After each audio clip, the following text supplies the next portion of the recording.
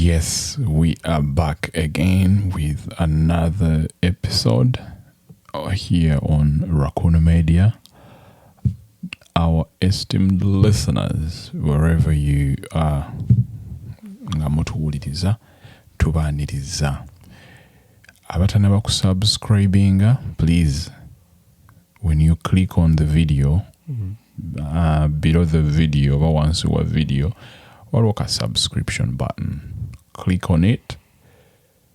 Tunyumirwe fena wachitekera. We always post tetunaba kufuna the exact consecutive days in a week that we have to post, but tujakuba tusula here and there. Most especially now, nga biguddewo so many stories zigwawo nga tulina okuzoogerako. So if you haven't, please do, and those that have already subscribed, we are now on 110 subscribers. That is a milestone. Awo sebo botandise okutambula kuba sebo botandika akantu kano just okufuna one subscriber. It's not easy. So seeing those people, big up on yourself. We love you. Keep supporting us, and you go in the comment section and comment. Say something about what you think is right or wrong in relation to what we've been talking about. Sirinze kamu studio ndi ne munange naye kajje ababuuzeeko tutandike n'omulamwa gwa leero.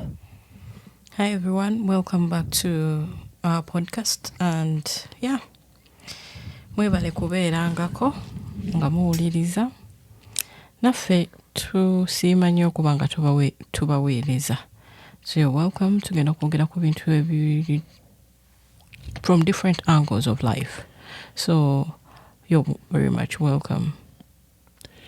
So nabadde mpitayita ku social media ne nsanga ka video oyinza okuba wakalaba oba wakawulirako neka ndaga angle wajje tulaga in terms of relationships zetubeeramu, kubanga ennaku zino kkiriza obagaana gye tulaga tugenda kubeera bya 50-50.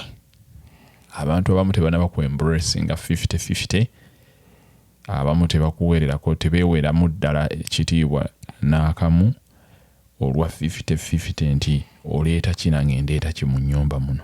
Now, before we delve into the topic of 50-50, tukatusoke tuwulirize conversation eno yali wakati w'abaagalana, so that maybe we can start from there. Okay, let's go. Ate kati wabula by'omusajja abuuza omukazi gy'alaga. Yes. Olina okumpa respect. No, do you provide everything here? Okufuka omusajja waka nze okusaba okugenda wabweru. And is this a full rent? Money comes from it.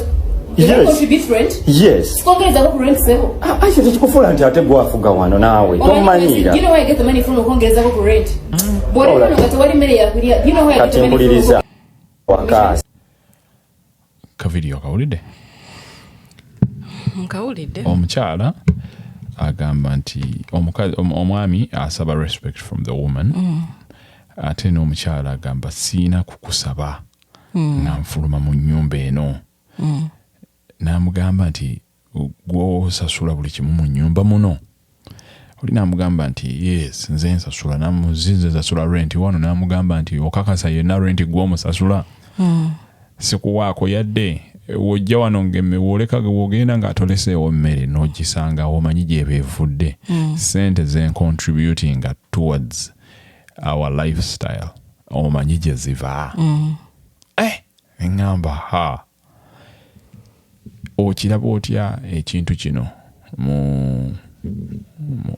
kwegamba mu Africa yaffe, tugambe mu Uganda yaffe kya 50-50? Well, this 50-50 thing, I feel like people bali mukoppa bintu bye batasobola. First and foremost, no man should sit down someone's daughter and ask for respect. Respect is earned. Gwe kasita obanga weeyisa nga bw'olina okweyiisa, omukazi ajja kurespectinga, ajja kusubmitinga. I was actually watching a clip of Kasku and Chamagelo. Kasuku n'abuuza Kyamagero, obuntu buno abakyala bwe bagamba obuntu obutinitini kitegeeza ki? The little things. Kyamagero n'agamba, the little things is time, emotionally and all that stuff. Those small things, they might not be big, but time, emotionally, physically, financially, and all that stuff. N'agenda mu maaso era n'agamba nti omukyala wo bw'omuwa ebintu ebyo byonna, what you give them is what they put out. You give them sadness, they put out sadness. You give them peace, they give you peace. You give them happiness, they give you happiness. You're not giving that to them, you will never see it. What you put in is what you get. You're not putting in anything, you won't get anything. It is the same thing with that, whatever he's demanding for, or respect. Or what? You don't demand respect from people. No. Gwe bw'oba wakulira mu maka ga kitaawe ekyakuleetera omurespectinga kwakuba yali musajja yakera ku makya n'akuzaala n'asasula school fees n'olaba ng'omusajja ono akuza asasula school fees. Era waliyo n'abaana abalala batarespectinga bakitaabwe. We can agree on that. Okitegeera. Era waliyo abaana abalala batarespectinga bamaama baabwe because of the things they do. But these parents never wake up one day and say, you have to respect me. Kids grow up saying, Mami akola chino, Mami akola, Daddy akola chino, you know. And that thing of respect just falls on them. They respect them. And parents who do not behave in that manner still are not respected. At some point, abana bebakula batandika obbayisaamu amaaso. Respect negwawo. So respect is not demanded. Ate ogisaba mwana wa muntu gw'osanze emyaka 2. Oba okitegeera. You have to do something that would make them sit down and say, omusajja naakola kino, naakola kino, naakola kino. I have to respect this man without asking. Don't force people to respect you. Do not force people to give you that respect. Because if you're not putting in enough, where do you think that respect is going to come from? Nowhere. Okay. Tumanya abazadde abaana abaagala nnyo abazadde baabwe babaagala lwa nsonga. So on that note, people should always know that ebintu ebimu tubyesibirako na bwereere. I feel like people are adapting stuff that they cannot handle. Most especially in our African culture. In our African culture, I don't know. Ugandans should stop, by the way. Stop what? Because I feel like Ugandans pretend not to know that they have a culture, a certain culture. Okay. And with something that you don't, if you have stayed around, let's say, Nigerians, those people keep culture moving. The reason as to why I mentioned that country is because I've seen them maintain their culture to the T. There are very many other countries. But those I have seen them maintain their culture. They are not afraid to maintain their culture. They do not care what whoever is on the side thinks. Their culture, they will respect it. Okay. So I want to say... Before you continue, yeah. You need to expound on the term culture. Yes. And on which ground you on you're the relating grounds to of it. that a man, even the Bible says it, a man provides for their family. And that is how it has been even in the African world. You get what I'm saying? But abantu bagenda bawulira bino ebintu ebirimu. The reason as to why abantu abali in the Western world bakola ebintu bye bakola. If you have anyone who has lived that life of the Western world, nawe bw'okibeeramu, you realize that bw'oba okola olina okuyambako omusajja because bills ziba nnyingi. Bwe muteeyambako muba temugenda kubaako kye museevinga. Oba okitegeera. Ogenda n'okola naye n'akola ne mweyamba ebintu ne mubikola bumu. Oba okitegeera. Because naye ebino ebintu by'aba Africans okukoppa ebintu by'awantu. Because let me tell you, I tell you, no African works like they're here. No. These people work like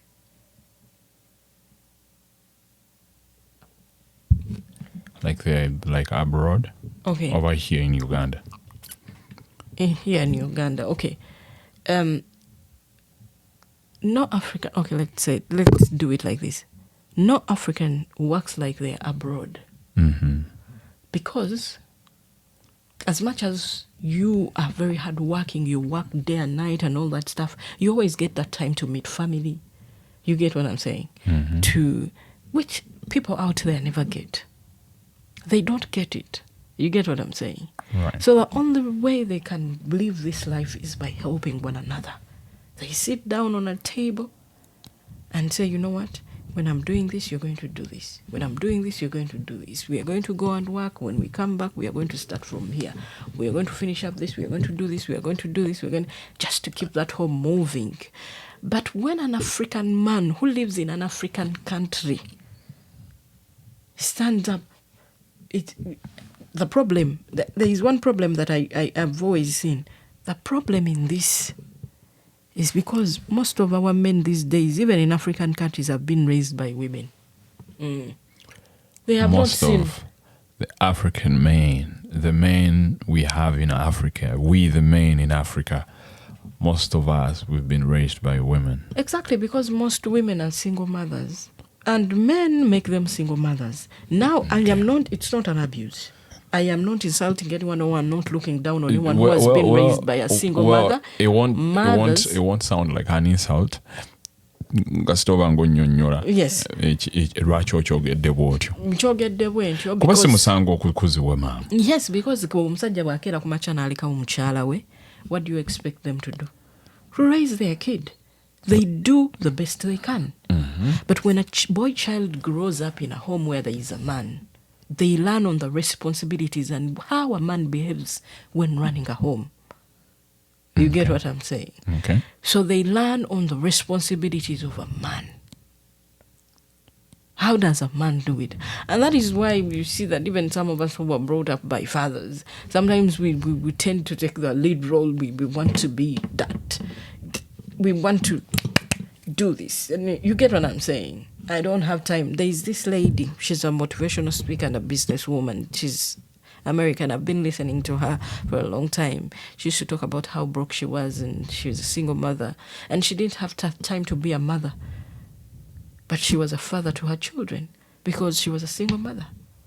She didn't have the time to say, oh, do not cry, don't worry, oh, mommy, don't do this. Oh, she didn't have that time because she had to look for money. And that job is for men. You get. So she didn't have the time to nurture. Mm-hmm. So, and that is why you see when girls who are raised by their fathers, sometimes when they start working or when they look at their men, most of the time they see shortcomings. Most of the time, because if they were raised by a good father, most of the time they will be looking at this man and say, oh no, we should have done this way.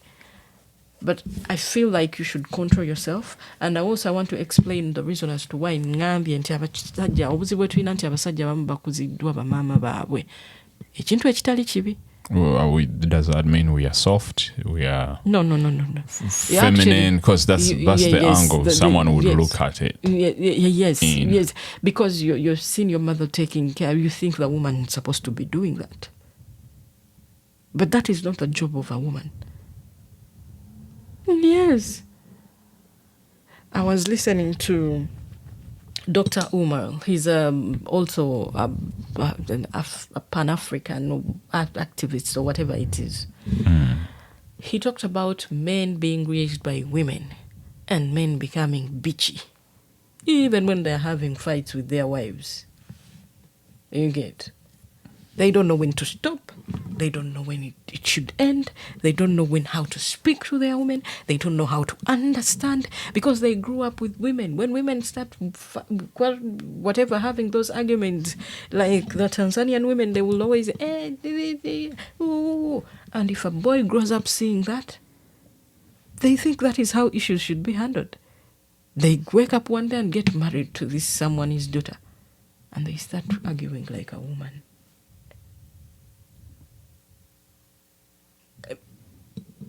And someone who grew up with their dad and never saw them fight at all will be like,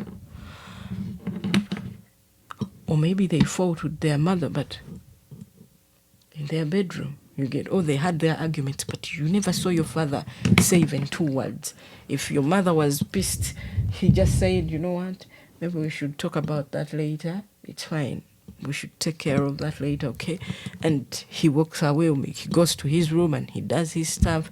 And maybe he talks about it later in a more civil way. Okay, so we were talking about this. But Dr. Umar also said, I feel like Africans should not put themselves in that position. I understand why the people in the Western world do things the way they do them. Kakati, but I do not understand why an African... Because you said that, one, Africans stick to their culture. They should stick to their culture because even the Bible says... If we to talk about the culture, African men and women used to follow them days. One, abakyaala bedda babagaananga okulya certain food. Nzijukira jjajjange teyalyanga magi n'enkoko teyagirya. Ng'era oluwombo kasita aluteeka mu bwat teyakkirizibwanga na kutuula ku dining table. Mukazi wattu yatuulanga wansi n'asaavinga omwami we n'atuula ku table ya waggulu n'abeera nga amubegera.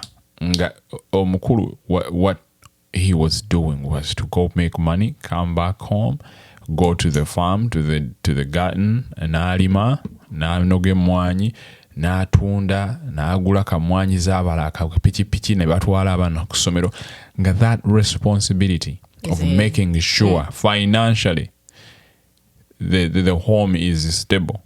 It used to be the work of a man. Yes. And then taking care of the home, kids, showered. Abasajja bedda tebamanyanga n'abaana bayambadde ki, however basasulanga okitegeera ne bawaayo ssente bagule engoye.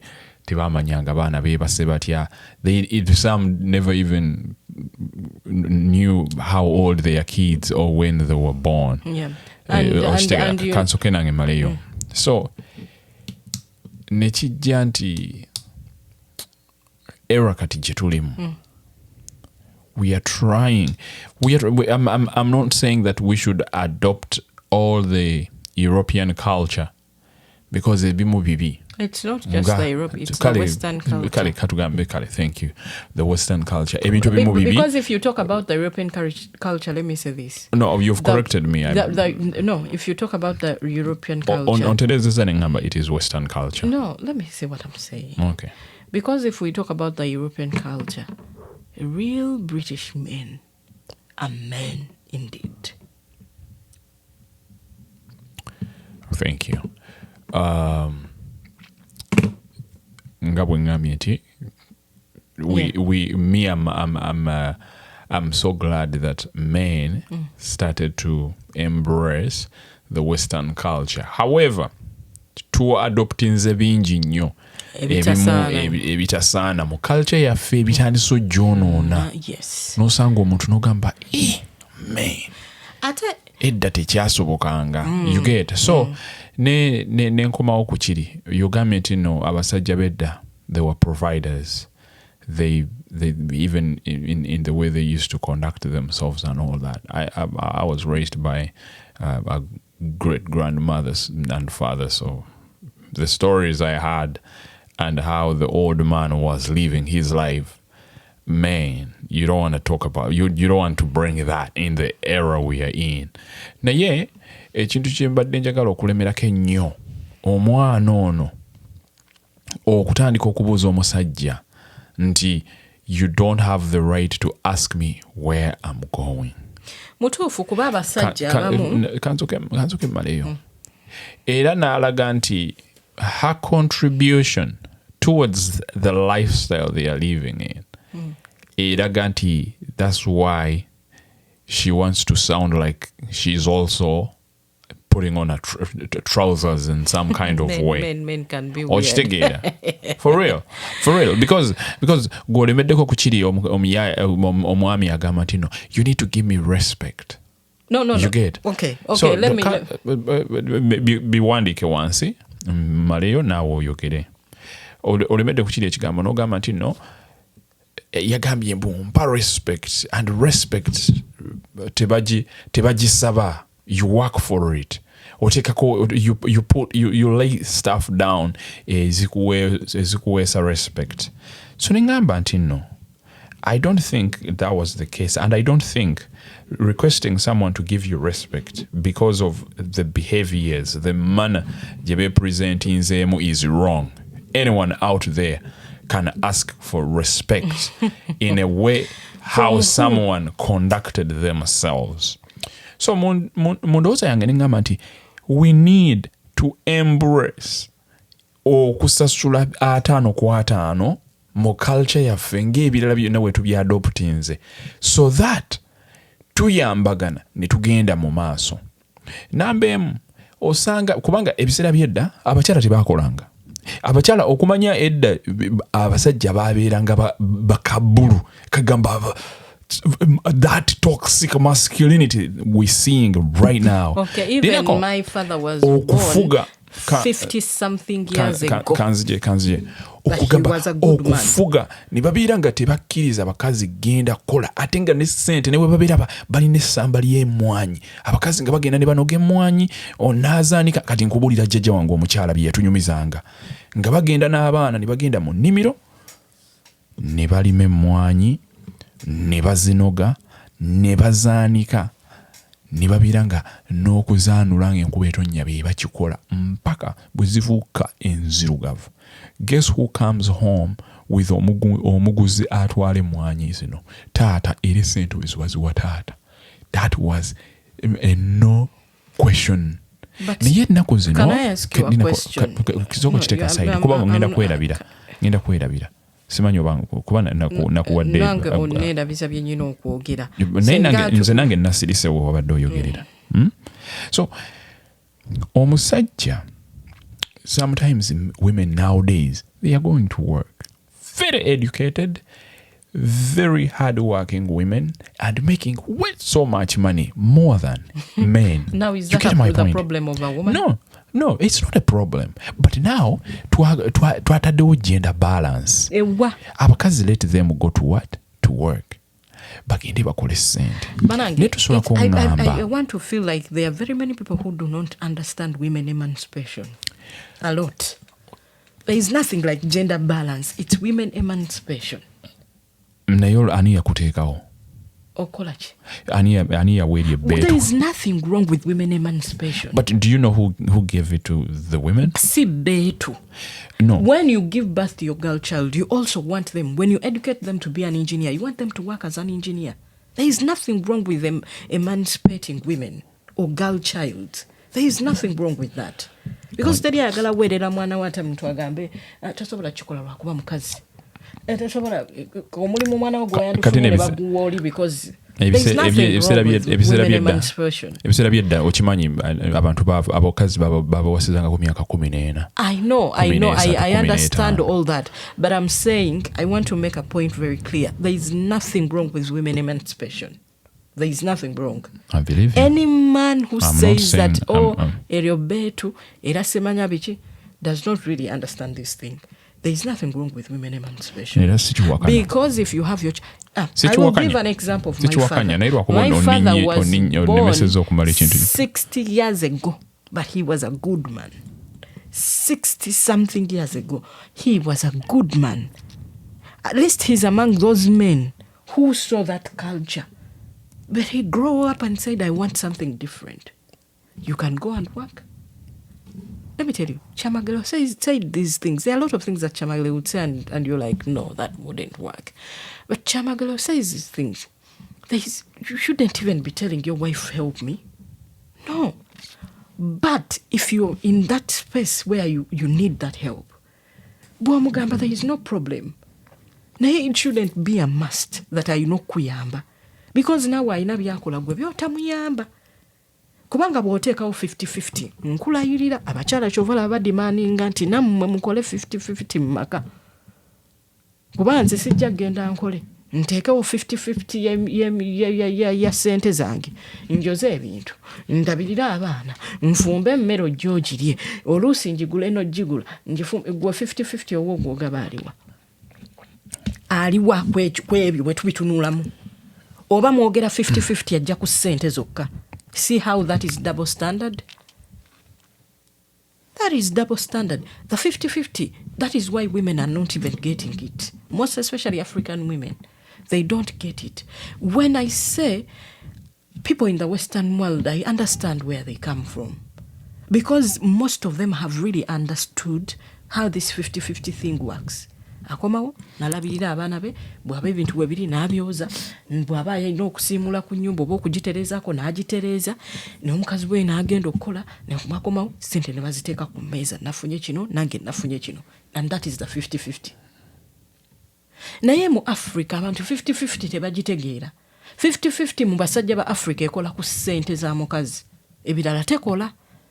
So that is where I take in Chamagero's words and say 50-50 bweba tosobola gikola bwotyo ng'abantu abali mu Western world tojoogerako, kubanga ekyo kijja kubayombya. Naye osobola okubeera n'omukyala ng'akola n'omusaba obuyambi n'omugamba mama gundi mbadde nsaba ye sente bweziti nja kuddiza. Abasajja abamu bwe batyo bakola n'azikwata era n'azimuddiza, because bw'otandika 50-50 nga 50-50 amazima togisobola, kubanga bwe mba nkimyeyo abaana leero naawe nkyoba olina okubakimayo nange nkola ebyange ebirala, oba okitegeera. Bwe mba yeyo 50-50 abantu 50-50 bwe batyo bagikola wano.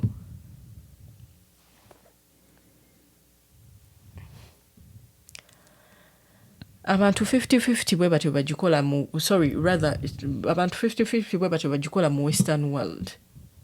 Naye mu nsi zino ezaffe nga Uganda tosobola tuulaawo n'ogamba 50-50 naye nga 50-50 yekola bukozi ku ssente za mukyala, ku birala tejja. Mukazi n'ayiriba n'abaana, essomero bwe lituuka tugenda twala abaana basaba, tetwala abaana bo ku ssomero. Abaana babadde baagala bagulirayo engoye, batwala obagulira engoye ssente ziizo, oba omukazi oluusi akozeseza na ssente ze. My father was born 60-something years ago. Those things yabikolanga bulungi. Naye ebintu by'okubeerawo n'ogamba 50-50 ate omuwala oyo yabadde mutuufu n'ebibuuzo byonna bye yabuuzizza, because I've seen situations where men, kati an African man, katwogere mazima, va ku bino eby'abaana bali mu Western world nti abakimanyi ddala mukazi we yagenze kukola shift ku mulimu, oba okitegeera. Naye kati abakazi abali wano e Uganda oleka atya wakaawo nga tewali ssente, nga tewali mmere, n'okomawo n'olya ennyama gy'osanzeewo nga n'omulimu omukazi ono, no, let me say something, nga n'omulimu omukazi ono talina stable job nti eri awo nti oli sure nti ali ku mulimu, yabadde mutuufu kumubuuza ssente gw'omanyi gye nzija. I've seen situations like that. Waliwo abasajja abamanyi n'okugamba abakazi olina mukwano gwo gundi alina ssente gwakutumako musajja mwewoleeko atuyambe. Yeah? I'm telling you, those idiots do not understand 50-50. They shouldn't be doing it. These men, African men, do not understand 50-50 because bwe tukola 50-50 kola ku buli kimu. Ennyumba bw'ogisanga ng'eddugala gisiimuule. Tekola bukozi ku cheeki ya mukazi. So tulekeraawo double standards. So nga nzizeeyo wali emabega, I would like to clear the air. I'm a strong supporter of women emancipation and I know what it means. Naye ekirala kye njagala okugamba naawuliriza eyo kiri nti oba twagala oba tetwagala, it is the man that let these women emancipate themselves. And it is the men that used to make it so hard for these women to behave, back in the days, to be who they are right now. Yeah. Ate nga kikolebwa kuva ku taata, kuva ku maama, ne maama nga kennyini naye system nga yamukwata. Azaala omwana ku myaka 13 ne bamugamba tugenda kuweerera abaganda b'abalenzi, ne bakufunira omusajja, okitegeera, ne bakubeerawo nobeerawo ng'obeera omusajja naye n'akutwala ewuwe, kubanga kyabatuulamu ekintu ekyo. Ate naye n'abeere kwegamba nakati era ne system era kati era tennaba kukitereeza bulungi, kubanga era osanga omuntu nga omusajja engineer n'omukazi naye ng'omusajja afuna ssente nnyingi compared to the man, to the woman. Okitegeera. So ne wabeera ng'era ssente ebintu tebinaba ku balansinga, they still front women. Okitegeera. So mbadde nkyagamba nti nakati era system zikyateeka omusajja waggulu wali. Naye kye mbadde ntegeeza nga ffenna twandivudde wano nga tukkiriziganyizza. Yes, I agree that wano e Uganda tetunaba understanding what 50-50 means compared to overseas.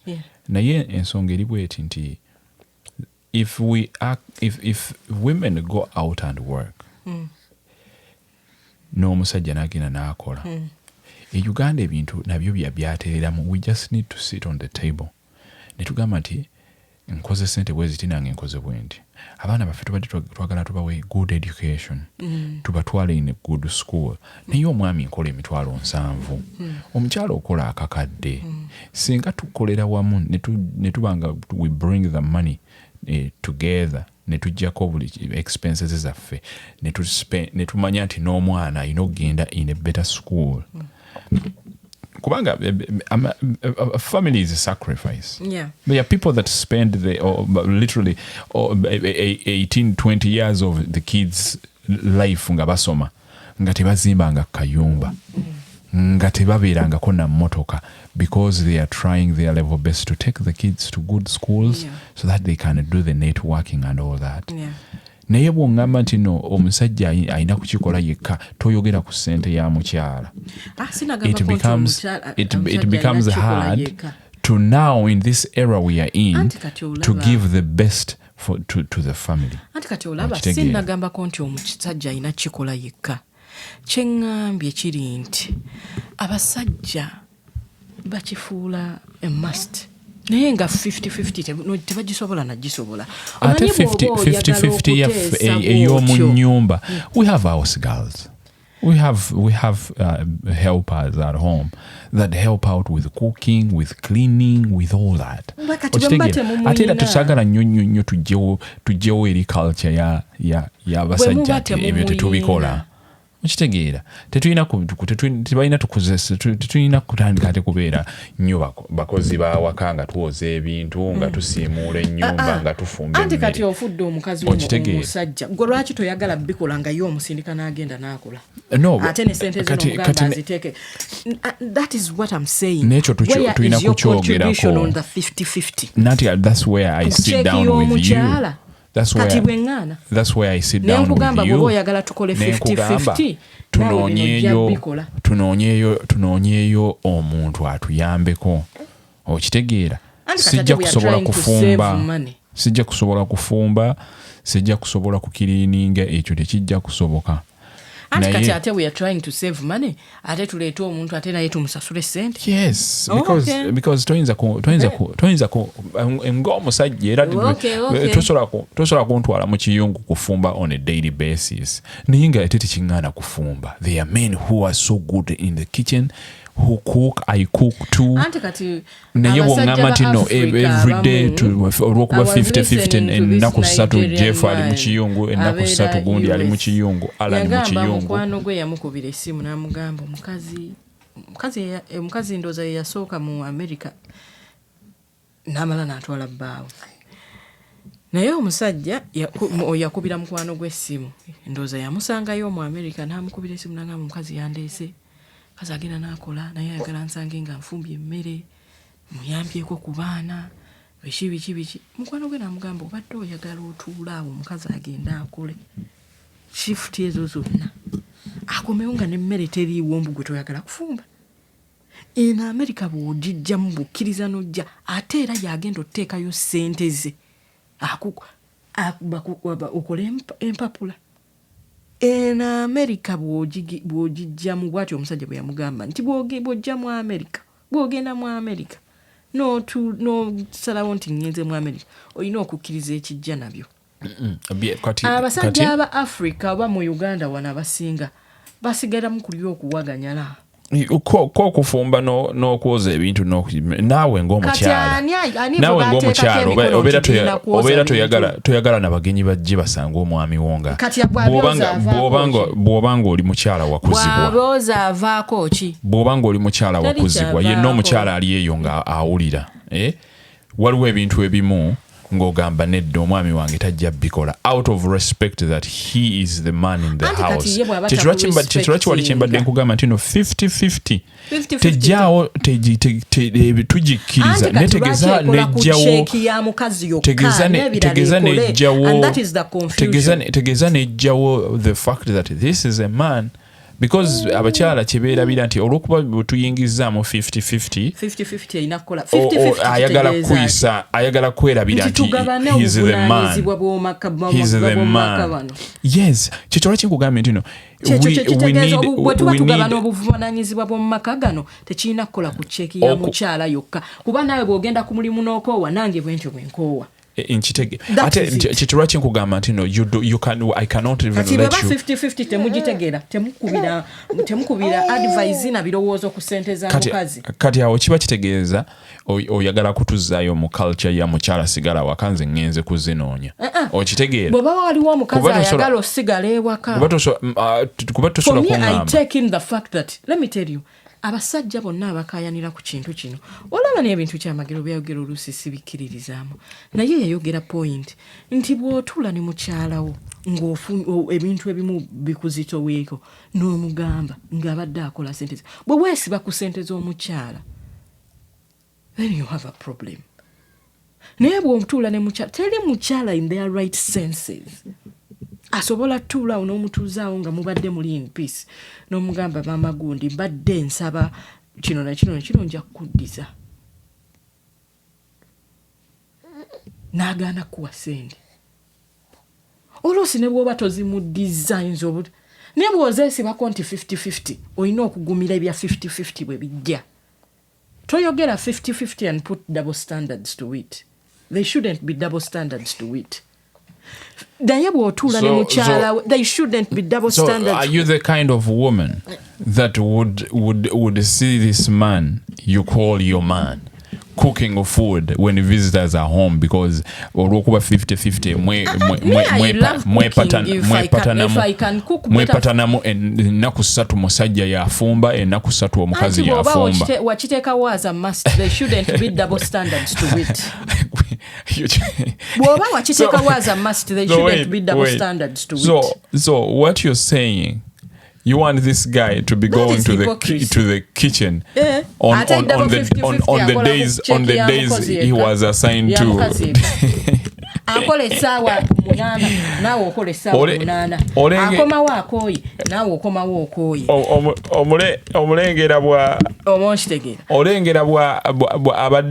abadde omusajja bwadduka anoonyeeyo ka sugar anti kati bweba kyekyoyagala nga you go ahead kubanga ekituufu kiri nti abasajja ba Africa bo baagala respect anti kati respect mukaga omwana w'abandi ebibuuzo byamubuuza bituufu because let me tell you one thing respect even Chamagero said it. Let me tell you abantu ababadde mu bufumbo or even before marriage nga bali together, they tell you these things we learn from experience, and the people who have experienced these things tell you the truth. The thing is, bw'oba otudde ne mukyala wo mu bulungi toyogera ku 50-50 if you're going to put any double standards to it.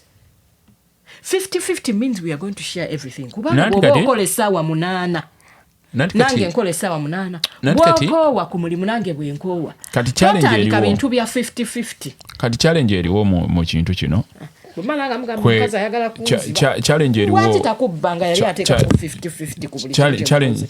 eriwo essaawa eno, and actually I think that's why both men and women are now staying single. Ndabye video y'omukazi omukadde ngayita, you men, come here, I have everything, I even have a status in America, what do you want? Nga bwa checking a figure and all that. Nengamba mukwano gendo oyagala ebyo. So basically why I'm saying, give me a second. Why I'm saying this is that if we either embrace the 50-50 ASAP as soon as possible, oba buli omu agenda kuwaganyala buli omu abeere nga mwefunyisa embuto buli omu n'akwata south okitegeera because ono kati nzija lwaki nkyogedde bwe ntyo because omusajja afuna emitwalo 67 responsibility zewaka tasobola kuzandolinga because society emugamba gwoyina okulabirira family okitegeera kati bw'ogamba okutuula n'omukyalawo nti tutudde twogere omukyala akugamba mukwano you have to come and cook you have to this you have that in the house because if you're telling me to bring 300,000 on if you're telling me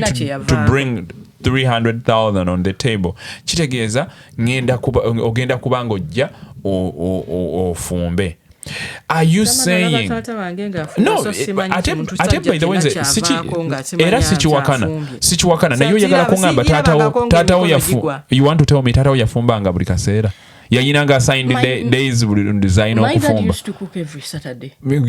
yakisalawo just Saturday right anyone can do that anyone yes no don't say anyone okay abasajja bawaganyalanga no sente tayina nzo omusajja kitange yali yeekolera sente ze neokalabanga kawaganyalanga ne sente tekaziina n'okatunuulira n'ogalaba nnono mpale nywera miguwa whatever it is I'm telling you kyamagera ebintu byayogera bituufu ekira sikiwakana ate n'ekintu kya women emancipation abasajja nabo kyabatulamu abasajja bano abakulu abaali baweeredde abaana baabwe abawala nibo balaba nga babatunuddeko abaana abawala be baasoose eggayazaawo edda abasajja baweerera abaana baabwe abawala babatutte eggayaza basomye abaana tebalina mirimu ekintu ne kibatuulamu nabo ne bakkiriza nti omwana omuwala naye adisavinga kino nti ate lwaki abagenda kusomera okujja okufumbirwa obufumbizi ne balabanga kikola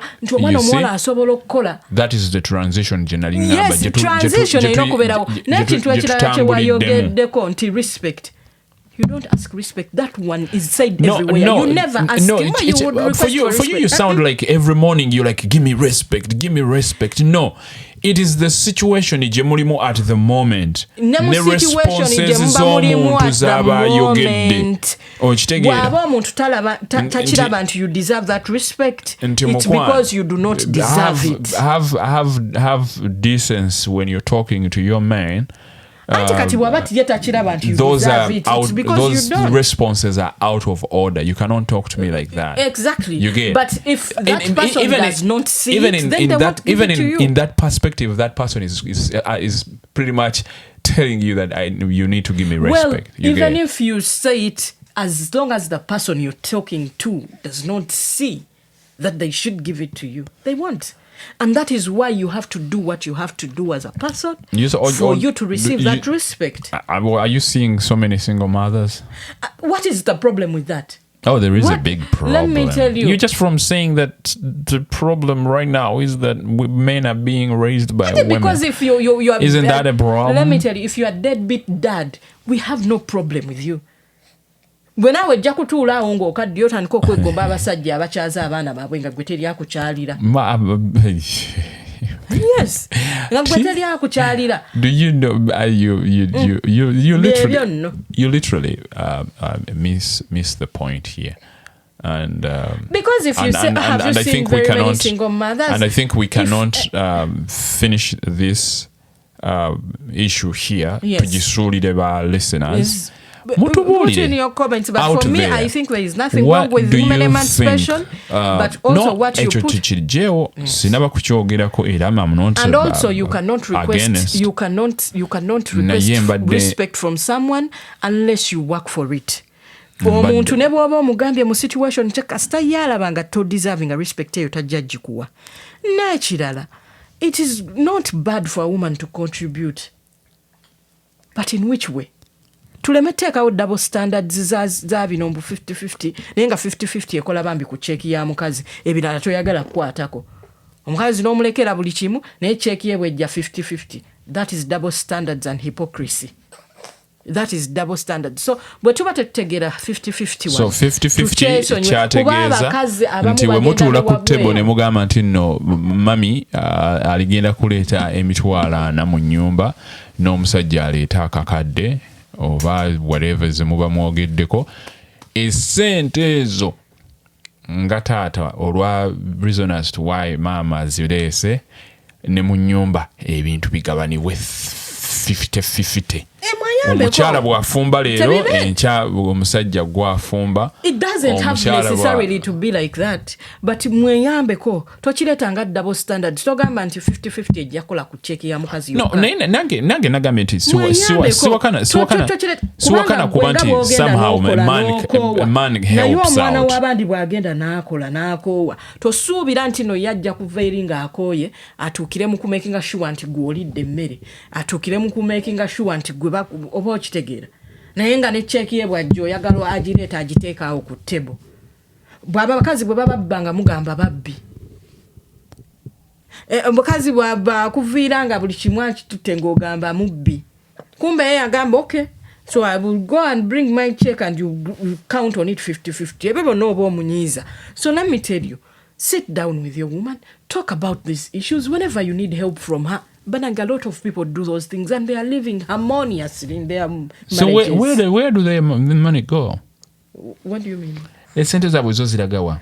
Anti ngambye ye solution kyamagero gye yawa. Kuba sounding anga you talk to her akuwole nti mpolaayo. Anti ne bw'oba tomuddiza, a lot of people do these things in their marriages. Waliwo abakazi ng'ojjamu ga mami mpolaayo leero n'omuddiza enkya n'otamuddiza.